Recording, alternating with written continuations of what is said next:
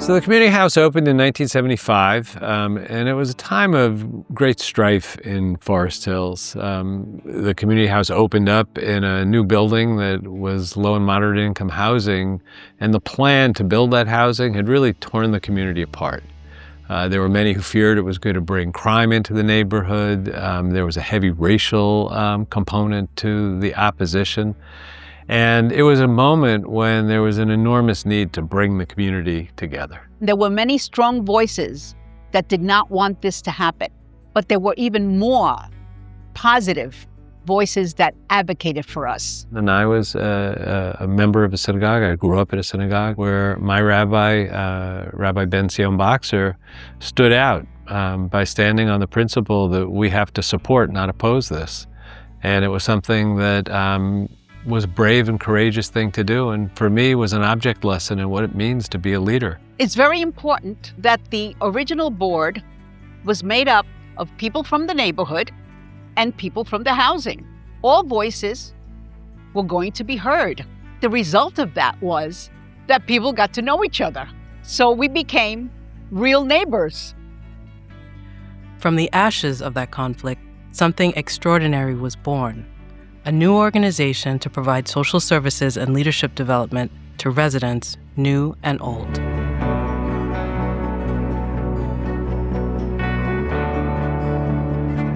I had grown up in a southern community where prejudice was somewhat rampant. I was enlightened by the thought that I could have some impact on that kind of friction that was going on in Forest Hills. So we had tension with public housing, but we also had an affluent community. So there had to be a way of bringing those together. And I saw that as my first mission. We had poor people having lunch with wealthy people who had cooks at home. We had young children who were super dressed with kids not so super dressed. And we had teenagers of different colors or different ethnic groups. As the borough transformed in the ensuing decades, becoming one of the most diverse places in the world, the community house expanded into new neighborhoods, meeting the needs of new generations and new arrivals. At the same time, we became known for innovation, creating programs that responded to emerging challenges and continually reimagining what community could be. We were pretty different in the way we approached programming than other organizations.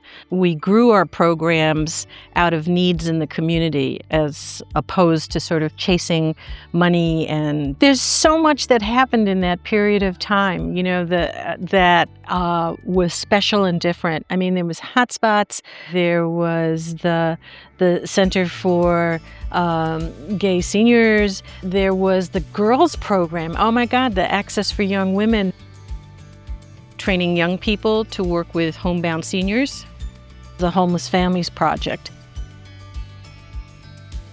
We wanted other groups to replicate what we were doing. And there were a lot of replications that happened at that time. The being able to welcome new people into the community, new immigrants, wasn't even a program. It was a way of operating. It was that's who we were, and people just understood that's who we were.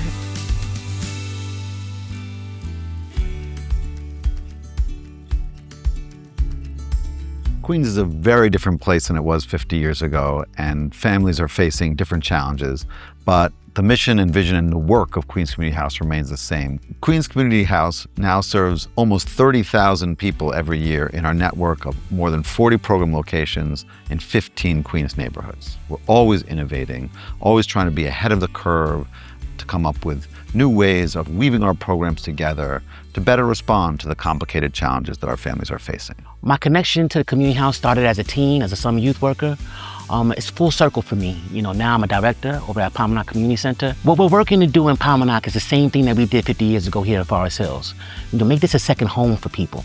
I come from a neighborhood called Left Rack City in Queens, where we didn't have a community center growing up. So our community center was the street, and had many friends that, maybe went the wrong path and things didn't work out well for them. And so having the opportunity to work with the organization as a young person and being involved in different activities that help my positive growth and development. Seeing myself now in a position to give back and provide those same opportunities to people is what really keeps me going. What makes Queens Community House so special is the spirit of caring. People who work here care about each other, care about the community, they care about making communities stronger. That spirit of caring makes people tremendously open to change. We're a dynamic organization. We change in the ways that we need to change to better support our community. You look at how QCH grew out of a period of anger and turmoil is evidence that even when there's troubled times, good things can be nurtured and they can live and thrive for 50 years. And focusing on building a better future is every bit as important today as it was in 1975.